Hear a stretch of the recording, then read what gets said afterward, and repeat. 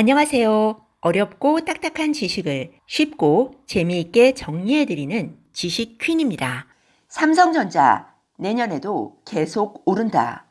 코스피 21년에도 계속 오른다. 실적과 모멘텀이 결합되는 골든 사이클이 시작된다. 주도주 쏠림은 앞으로도 계속된다. 내년에 가장 많이 오를 주식 15개는 무엇인가? 최근 코스피 지수가 2,800포인트를 돌파하고 시가총액 1위 삼성전자는 8만 원에 근접했습니다. 우리가 궁금한 것은 첫째, 내년 코스피는 계속 상승할 것인가? 둘째, 어떤 주식을 사야 하는가? 셋째, 삼성전자는 앞으로 얼마나 더 오를 것인가일 것입니다. 오늘은 미스터마켓 2021이라는 책을 통해 이 질문에 대한 답을 찾아보려고 합니다. 이 책은 올해 11월 23일에 출간되었는데요. 이한영, 염승환, 김효진 등 한국 유수의 증권 애널리스트들이 집필에 참여했습니다. 이 책은 우리의 첫 번째 질문, 내년에도 코스피는 계속 상승할 것인가에 대해 강하게 예스라고 답하고 있습니다.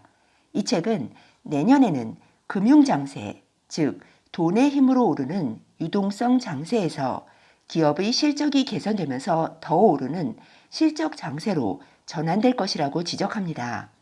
이 책을 집필한 5명의 애널리스트들이 모두 그런 결론을 내리고 있습니다. 지금까지는 코로나19가 발병하면서 주식들이 무차별적으로 폭락했고 그 이후에 지나치게 떨어진 주식들이 반등하고 그 와중에서 주도주가 등장하면서 주도주들이 시장을 강하게 이끌어가고 순환매가 일어나는 양상을 보여왔습니다. 앞으로는 어떻게 될까요? 한국 증시는 과연 내년에 얼마나 더 오를 수 있을까요? DS 자산운용의 이한영 본부장은 코로나19가 아니었어도 시장은 변곡점을 맞이하면서 비달러 자산으로 자금이 이동할 국면이었다고 말합니다. 즉, 대외적으로 자금이 미국 증시에서 한국, 중국과 같은 시장으로 이동할 수밖에 없는 상황이었다는 것이죠. 우리를 불편하게 만드는 것은 주가 상승이 소위 반도체, BBIG 등 지나치게 주도주로만 쏠렸다는 사실입니다. 이렇게 가는 주식만 계속 가는 상황이 비정상적으로 느껴지고 금방 추세가 바뀌거나 거품이 빠지면서 주가가 폭락하는 게 아니냐는 두려움을 느끼게 합니다. 하지만 이한영 본부장은 이러한 주도주 쏠림 현상은 근거가 있으며 앞으로도 계속될 것이라고 말합니다. 이한영 씨는 우리가 BBIG라고 부르는 신성장 산업, 즉 바이오, 배터리, 인터넷, 게임 산업은 산업 사이클 측면에서 성숙 이전의 단계에 있다고 지적합니다. 아직도 성숙 단계로 가려면 시간이 많이 남았다는 것이죠. 그리고 이 산업들은 성숙 단계에 진입하기 전까지는 성장성이 상승 모멘텀을 제공하면서 주가가 계속 오르고 실적이 개선되면서 주가를 쌍끌이하는 국면이 이어질 것이라고 보고 있습니다. 결국 주도주의 쏠림 현상은 한동안 계속 이어질 것이라는 분석입니다. 여기서 우리의 두 번째 질문, 어떤 주식을 사야 하는가에 대한 답을 얻을 수 있습니다. 코스피 시가총액 상위 12 종목들은 신성장 산업의 대표 주자들입니다. 지금까지도 시가총액 상위 종목들의 상승률이 전체 지수 상승률을 웃돌았는데요. 앞으로도 이 현상은 한동안 계속될 것임을 추측해 볼 수 있습니다. 그렇다면 시가총액 상위 종목 중에서 골라서 투자하거나 아니면 시장 전체 또는 특정 섹터에 투자하는 ETF 투자를 고려할 수 있습니다. 투자 경험이 많고 그동안 투자를 잘 해오신 분들은 앞으로도 본인의 기준에 따라 투자하면 되지만 지금이라도 한국 증시에 투자하고 싶지만 손해를 볼까봐 겁나는 분들은 어떻게 하면 될까요? 이런 분들은 ETF 투자를 생각해 보시면 좋을 것 같습니다. 초보 주식 투자자들을 위한 몇 가지 원칙이 있습니다. 우선은 반드시 여유 자금이어야 합니다. 여유 자금으로 투자해야 하는 이유는 다 아시죠? 그래야 단기적인 출렁거림에 흔들리지 않고 매매 타이밍을 기다릴 수 있기 때문입니다.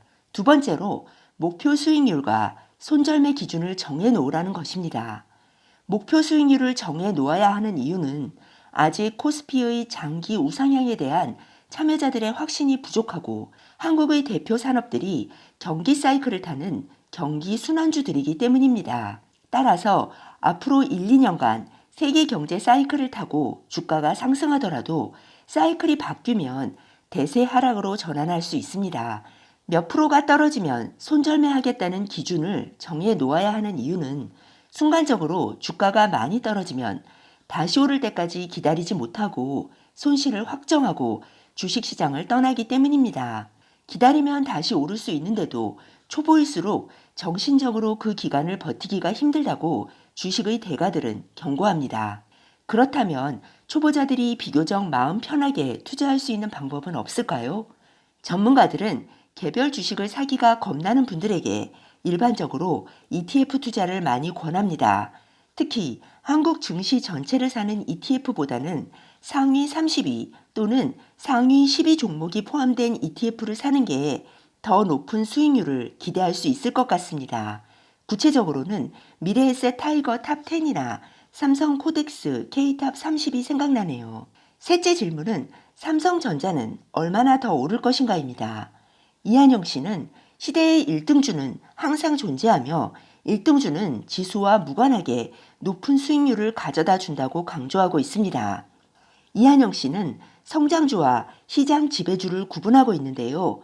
성장주는 매출액 증가율이 영업이익 증가율을 앞서는 주식이고요. 시장 지배주는 영업이익 증가율이 매출 증가율을 앞서는 주식입니다. 그리고 이 성장주와 시장 지배주의 특성을 모두 갖춘 주식이 바로 그 시대의 1등주라고 말합니다. 이한영 씨에 따르면 가장 좋은 그 시대의 1등주는 매출 성장을 유지하면서 지속적으로 영업이익률이 올라가고 매출 성장이 둔화되어도 영업이익 성장률이 이를 상회하는 기업입니다. 1등 주식의 실적이 이렇게 되는 이유는 해당 산업에서 그 기업의 점유율이 올라가기 때문에 가격 결정권을 보유할 수 있기 때문입니다. 일종의 부익부 빈익빈, 규모의 경제가 작용하는 것이죠. 삼성전자는 이 요건에 모두 해당하며 이한영 씨는 내년에는 시가총액 1위인 삼성전자에 주목해야 한다고 말합니다. 삼성전자의 영업이익을 항목별로 살펴보면 45에서 50%가 휴대폰, 20%에서 25%가 반도체, 나머지는 가전과 기타 통신 장비로 구성됩니다. 올해 3분기부터 3년 만에 휴대폰 실적이 개선되기 시작하는 데다 반도체는 21년 상반기에 각종 수급 이슈가 마무리되며 정상화될 것이라고 합니다. 게다가 비메모리 반도체와 5G 통신 장비 수주 모멘텀도 지속되고 있고요. 한마디로 삼성전자가 그냥 단순한 시총 1위라서 전체 지수의 오름세에 따라 오르는 게 아니라 개별 주식 자체적으로 펀더멘털이 개선되고 여기에 모멘텀이 결합하는 구간에 진입한다는 것입니다. 전체적인 지수 상승세와 더불어 삼성전자 개별 기업의 실적 개선이 뒷받침된다는 것이죠. 이 책에서는 삼성전자가 현재 가격인 얼마에서 앞으로 얼마가 될 것이라고 구체적으로 예측하지는 않습니다. 하지만 전반적으로 볼 때 최근 코스피 상승률 이상으로 오를 것을 가정한다고 보여집니다. 네, 오늘은 국내 유수의 증권 애널리스트들이 집필한 미스터마켓 2021, 특히 이한영 DS 자산운용 본부장이 집필한 부분을 통해 내년도 코스피의 향방과 삼성전자는 얼마나 더 오를 것인가를 살펴보았습니다. 다음 시간에는 염승환 애널리스트의 견해를 통해 구체적으로 어떤 업종, 어떤 기업에 투자해야 하는지, 그리고 2021년도 투자 유망업종 15개를 알아보겠습니다. 네, 오늘 들려드린 내용이 도움이 되셨다면 구독 버튼, 좋아요 버튼 꾹 눌러주세요.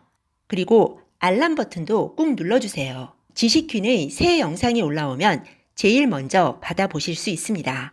다음에 더 좋은 영상으로 보답하겠습니다. 감사합니다. 다음에 또 만나요.